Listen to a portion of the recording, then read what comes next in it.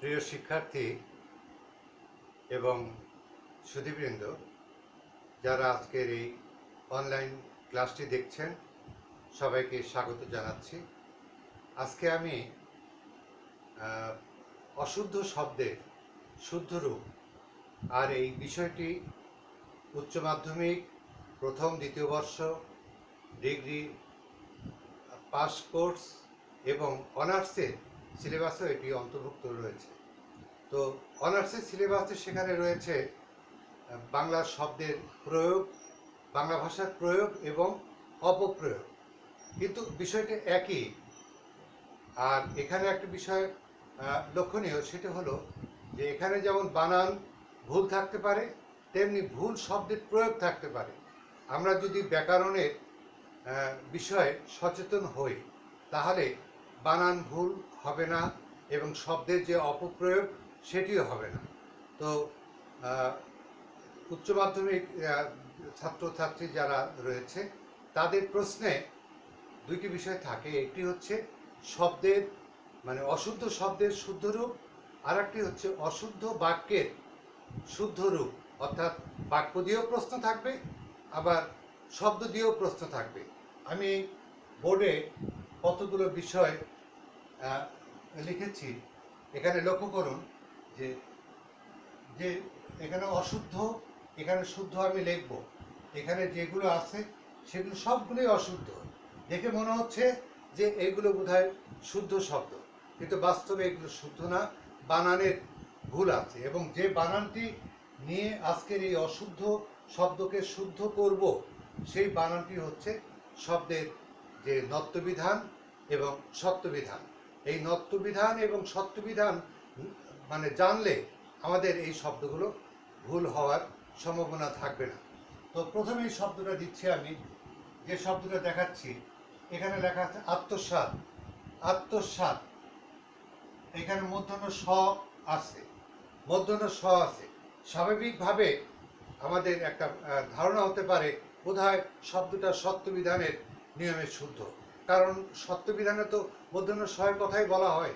কিন্তু মনে রাখবেন যে সত্যবিধানে একটি বিধান হচ্ছে, একটি নিয়ম। সেই নিয়মটা হচ্ছে যে সাত প্রত্যয়যুক্ত শব্দে মূর্ধন্য স হবে না।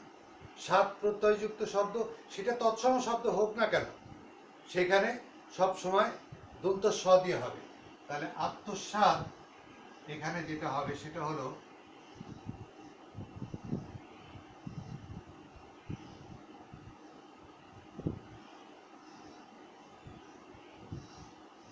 আত্মসাৎ, অর্থাৎ দন্ত স দিয়ে।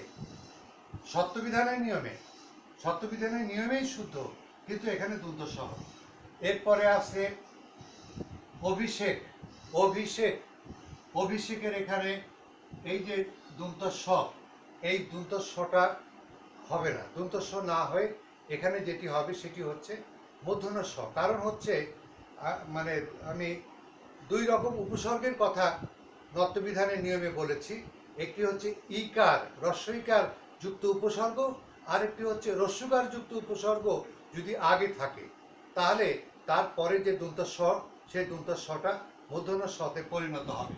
তাহলে এখানে ও ভি ই আছে, ই থাকার কারণে এই যে দন্ত স, এটা হবে মূর্ধন্য স, অর্থাৎ ও ভি, অভিষেক, এটি শুদ্ধ শব্দ। এরপরে আছে অরণ্য।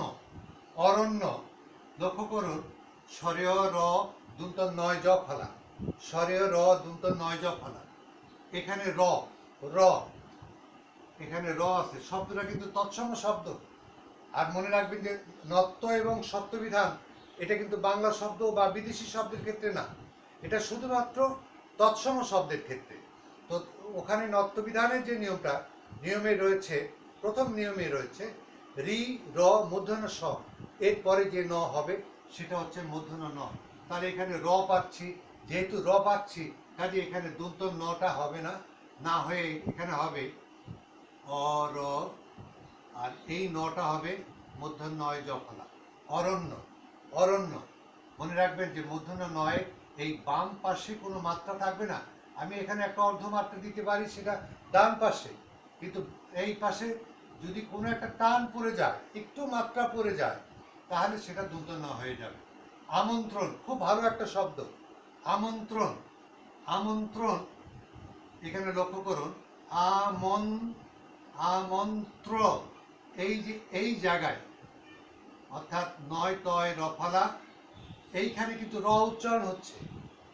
যেখানে আমি দাগটা দিলাম সেখানে র উচ্চারণ হচ্ছে। যেহেতু র আছে এই র এর মতন, তাহলে এটা কি হবে? মূর্ধন্য ন হবে। তাহলে আমন্ত্রণ হবে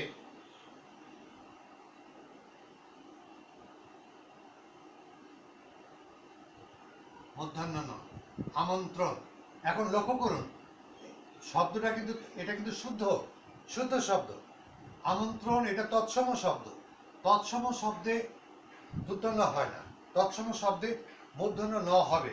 কিন্তু এখানে লক্ষ্য করুন যে এখানে দন্ত ন, অর্থাৎ নয় তয় রফলা, এই যে দন্ত ন, এই দন্ত নটা কেন? দন্ত নটার কারণ হচ্ছে যে ত থ দ ধ দন্ত ন, তার আগে অর্থাৎ ত থ দ ধ এর আগে সব সময় সেটা দন্ত নয় হবে। অর্থাৎ সেটা তৎসম হোক বা অতৎসম শব্দ হোক, এখানে দন্ত ন ঠিক মানে ঠিক থাকবে। আর তারপরে যেটা, সেটা এই যে রফলা, এই রফলা অর্থাৎ রয়ের একটা অংশ, সেই রটা এখানে উচ্চারণ হচ্ছিল বলেই কিন্তু এটা মূর্ধন্য ন হয়েছে। তারপরে আছে গুণীগণ। গুণীগণ বানানটি ভুল। গুণী বানান আমি একটু দেখাচ্ছি এখানে। গুণী বানান হচ্ছে মূর্ধন্য নয় দীর্ঘী, আর গণ আমি আলাদা করে লিখছি, গণ হচ্ছে মূর্ধন্য ন। এই দুইটা শব্দ যখন একখানে হয়ে যাবে তখন কিন্তু এই দীর্ঘিটা থাকবে না, এখানে রস্বইকার হয়ে যাবে। এখানে রস্বইকার আছে, কিন্তু মনে রাখবেন যে শব্দ গুণী তৎসম শব্দ, কাজে এখানে মূর্ধন্য ন হবে। আর গণ এটাও মূর্ধন্য ন হবে। অর্থাৎ গুণীগণ যে বানান আমি লিখলাম, সেই বানানটা শুদ্ধ বানানটা হচ্ছে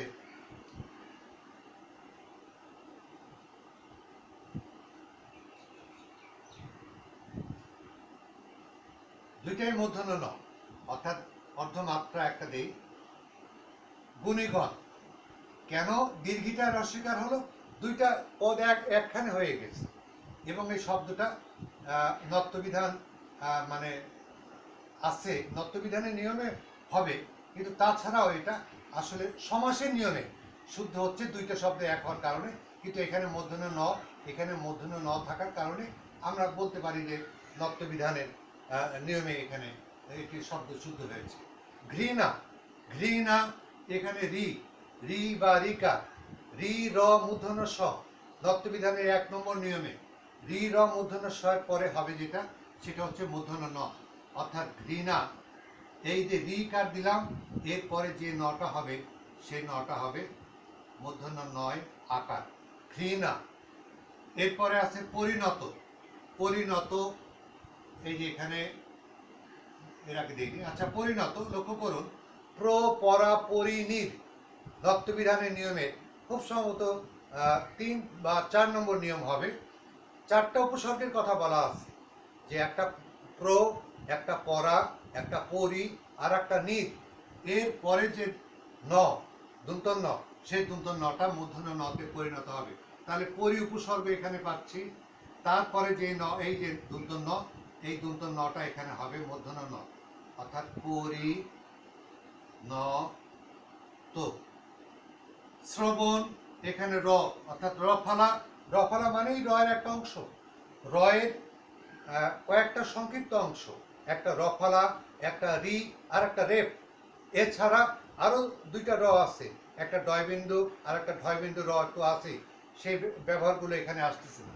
তো যেহেতু শ্রবণ, শ্রবণ এটা নত্যবিধানের 2 নম্বর নিয়মে এই রয়ের পরে, অর্থাৎ রি র মূর্ধন্য স, নিয়মটাতে বলা আছে যে রি র মূর্ধন্য স, এরপরে ক বর্গ, প বর্গ, অন্তস্থ জ ব হ মানে ইত্যাদি।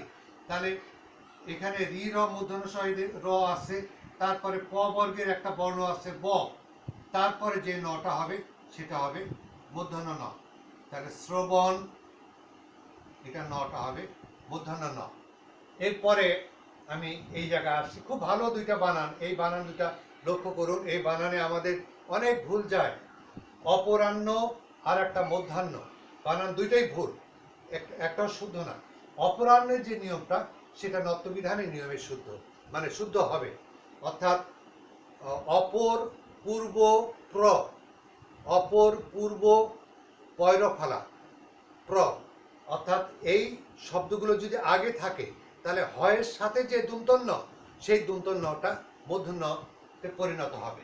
তাহলে অপরাহ্ন বানানটা হবে, এই যে অপর আছে এখানে প্র পূর্ব অপর, তাহলে অপর থাকার কারণে এই হয়ের সাথে, হয় পিঠের উপরে যেটা বাঁকা করে আমরা দিলাম, এই বাঁকাটাই হলো দন্তন্য, আর এটা হচ্ছে মূর্ধন্য ন।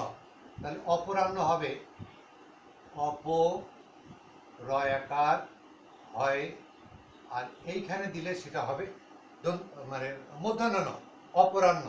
কেননা অপর শব্দ থাকার কারণে হয়ের সঙ্গে এই দন্তন্যটা থাকবে না, দন্তন্যটা এখানে মূর্ধন্য নতে পরিণত হবে।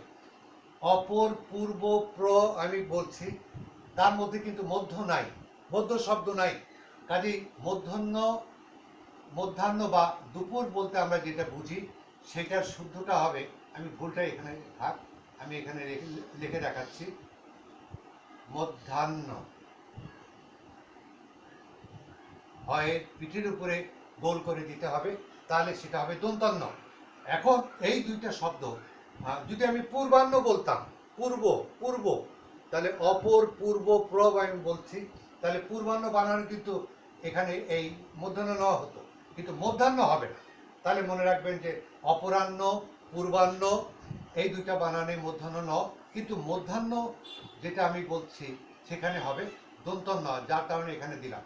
রামায়ণ, এখানে নত্যবিধানের একটি নিয়ম রয়েছে, একটা সূত্র রয়েছে যে উত্তর চান্দ্র বা চন্দ্র, রাম নার ইত্যাদি শব্দের পর আয়ন বা অয়ন, আয়নের বানান কিন্তু দন্তন্য, আয়ন বা অয়নের বানানও কিন্তু দন্তন্য যদি থাকে, তাহলে আয়ন বা অয়নের যে দন্তন্য সেই দন্তন্যটা মূর্ধন্য নতে পরিণত হবে। অর্থাৎ রামায়ণ এখানে হবে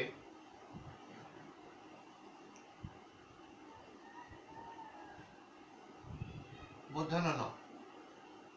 তারপরে আছে নত্যবিধানের 2 নম্বর নিয়মে, এটা দেখুন, অর্পণ, অর্পণ, এই রেপ অর্থাৎ র উচ্চারণ হচ্ছে কিন্তু এখানে, তাহলে রয়ের পরে ক বর্গ প বর্গ যদি থাকে, ক বর্গ আর প বর্গের কোনো বর্ণ যদি থাকে, তাহলে অর, এরপরে আছে প, প বর্গের, অর্থাৎ প বর্গ বলতে প ফ ব ভ ম, তাহলে এখানে আমি প্রথম বর্ণটা পাচ্ছি, কাজেই অর্পণ বানান তখন এখানে হবে স্বরীয় পয় রেপ, আর যেটা হবে সেটা হচ্ছে মূর্ধন্য ন। তারপরে অনুসরণ, অনুসরণ র পাচ্ছি, নত্যবিধানের নিয়মে রি র মূর্ধন্য স, এই 3টা বর্ণের পর সব সময় মূর্ধন্য ন হবে, কিন্তু আমি এখানে দিয়েছি ভুল করে দন্তন্য, এই দন্তন্যটা হবে না, অনুসরণ তখন এটা হবে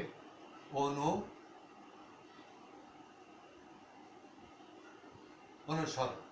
কৃপণ, নত্যবিধানের 2 নম্বর নিয়মে, অর্থাৎ এই যে অর্পণ, এই কৃপণ একই, অর্থাৎ রি র মূর্ধন্য স, এরপরে যদি ক বর্গ বা প বর্গ থাকে, মানে তার বর্ণ থাকে, তাহলে সেই দন্তন্যটা এখানে মূর্ধন্য ন হবে, অর্থাৎ কৃপণ বানানটা হবে কৃপ, আর এই নটা হবে মূর্ধন্য ন। ভাষণ, এটা সত্যবিধানের নিয়মে, সত্যবিধানের নিয়মে, অর্থাৎ রি, তারপরে রি র মূর্ধন্য স, এরপরে যে নটা হবে সেটা সব সময় মূর্ধন্য ন হবে, তাহলে ভাষণ বানানটা হবে মূর্ধন্য স, আর এই নটা হবে মূর্ধন্য ন।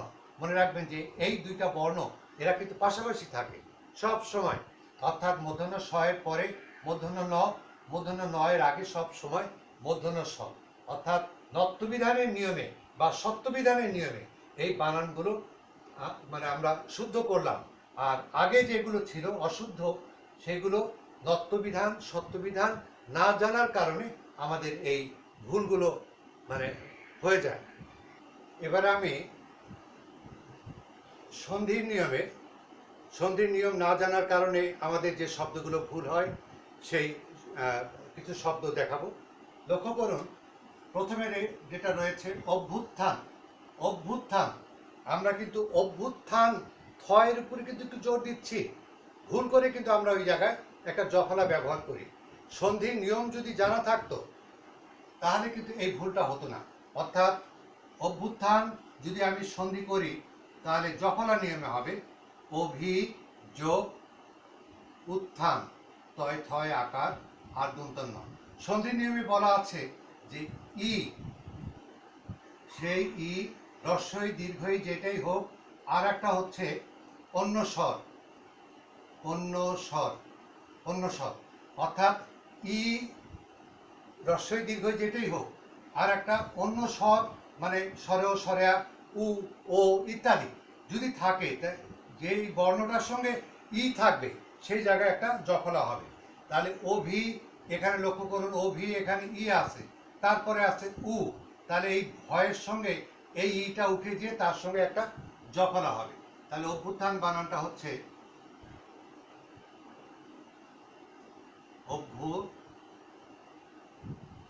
তয় থয়, অর্থাৎ তয় থয়টা আমরা এইভাবেই লিখি, তয় থয় আকার দুটো অভ্যুত্থান। তারপরে অতীত সন্ধি নিয়মে অতি যোগ ইত দুইটাই রস্বইকার, তাহলে দীর্ঘিকার হবে অতীত দীর্ঘিকার। অহংকার সন্ধির নিয়মে যে অহম যোগ কার, অর্থাৎ ময়ের পরে এই যে ক বর্ণটা আছে, এই ক বর্ণের পঞ্চম বর্ণটা হবে, তাহলে অহংকারের শুদ্ধ বানানটা হবে অহ, এই ও কয় আকার আর এই র, অর্থাৎ ময়ের পর, ময়ের পর বর্গীয় যে কোনো বর্ণ থাকলে সেই বর্ণের পঞ্চম বর্ণ হয়। অর্থাৎ এদিকে যদি ম থাকে আর এদিকে যে কোনো একটা বর্ণ যদি থাকে, তাহলে এইটা যে বর্ণ হবে সেই বর্ণটার পঞ্চম বর্ণ হবে এই ময়ের জায়গায়। তাহলে এখানে এখানে লক্ষ্য করুন যে অহংকার যেটা দিয়েছিলাম আমি, সেটার যদি আমি এখানে বিশ্লেষণ করে দেখাই যে অহম যোগ কার, তাহলে এখানে ক আছে, তাহলে ক বর্গের পঞ্চম বর্ণটা কি হবে ম, ক বর্গের পঞ্চম বর্ণ হবে উ, এই উটা হবে এই ময়ের জায়গায়, অর্থাৎ অ হ উ কয় আকার আর এই র অহংকার। অলঙ্কারও একই রকম, অলঙ্কার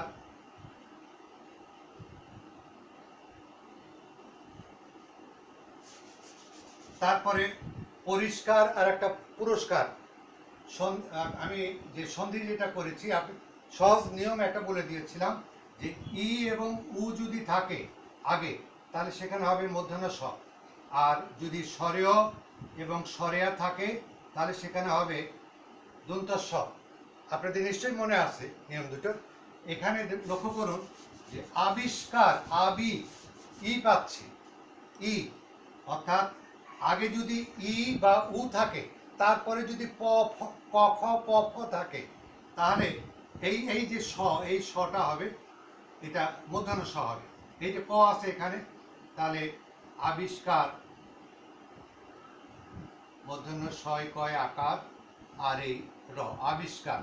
মনে রাখবেন যে ই থাকার কারণে কিন্তু মূর্ধন্য স হলো, অর্থাৎ আগে ই এবং উ, তারপরে ক খ প ফ, এই চারটা বর্ণ থাকলে এখানে মূর্ধন্য স হবে, কেন এই জায়গাতেই আমাদের ভুল হওয়ার সম্ভাবনা থাকে। পুরস্কারের জায়গায় এখানে র, র বলতে অ আছে, কাজে এখানে মূর্ধন্য স হবে না, মূর্ধন্য স না হয়ে এখানে হবে পুর দন্ত ছয় কয় আকার আর এই র।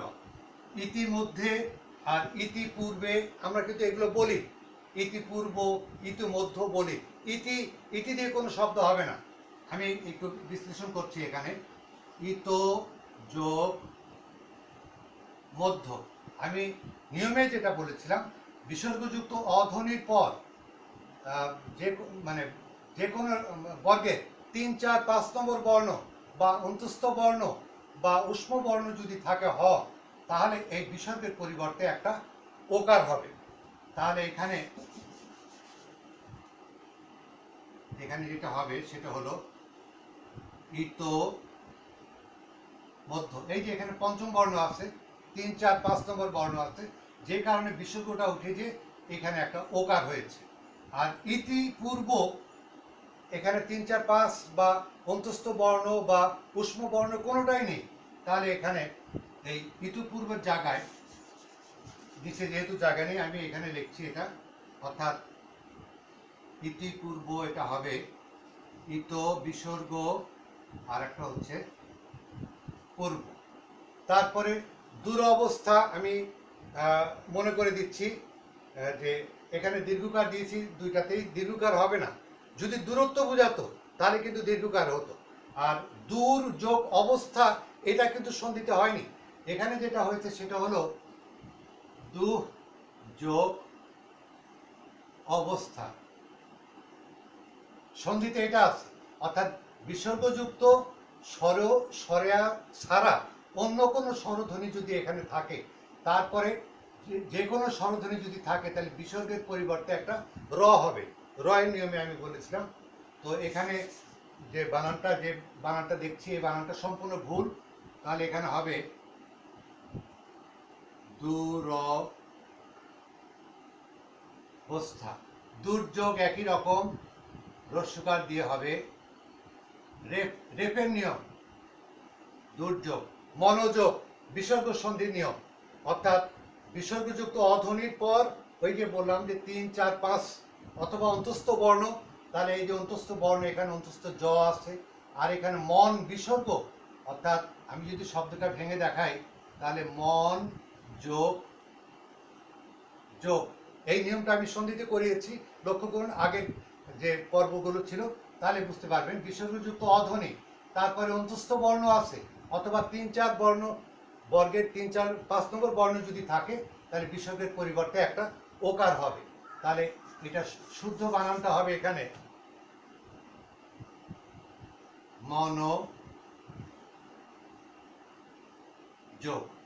শ্রদ্ধাস্পদের সুখ এটা সন্ধির নিয়মে না, তারপরও আমি এখানে দিয়েছি এই জন্য যে এই দুইটা শব্দ লক্ষ্য করুন যে পুরুষবাচক একটা আর একটা স্ত্রীবাচক শব্দ।